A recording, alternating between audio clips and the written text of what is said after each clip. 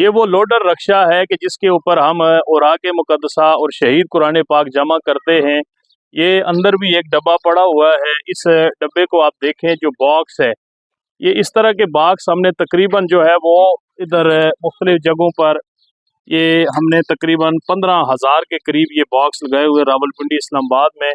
جن پہ میرا نمبر لکھا ہوا ہے اور پھر فون آتی ہے اور جا کے ہم یہ خالی کرتے ہیں۔ یہ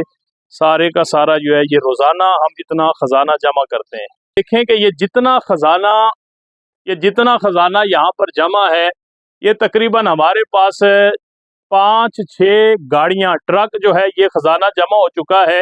اور یہ ساتھ ایک بڑا ہال ہے وہ بھی بھرا ہوا ہے۔ یہاں پر چھانٹی کا عمل ہوتا ہے اور پھر الحمدللہ باعزت طریقے سے جا کر ان کو ہم دفن کرتے ہیں۔ اس کے لیے 50 کنال جگہ ہمارے پاس موجود ہے، اور فی سبیل اللہ یہ سارا کام جو ہے وہ ہم اللہ کی رضا کی خاطر کر رہے ہیں۔ الحمدللہ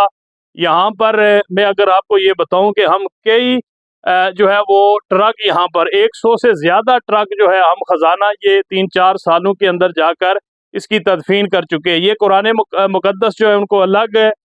غلاف پہ نہ کر اس کو ہم جو ہے وہ چھانٹی کرتے ہیں، باقی جو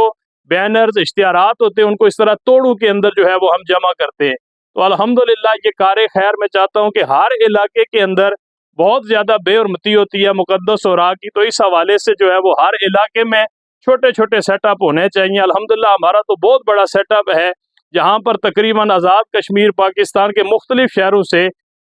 60-70 سٹیز شہر ہے میرے پاس، جہاں سے یہ خزانہ بھی آتا ہے، لوگ بھیجتے ہیں الحمدللہ، اور ہم خود بھی جمع کرتے ہیں۔ یہاں پر جو دوسرا حال میں نے آپ کو بتایا تھا، یہاں پر تھوڑا اندھیرا ہے، لیکن یہ پورا حال دیکھیں،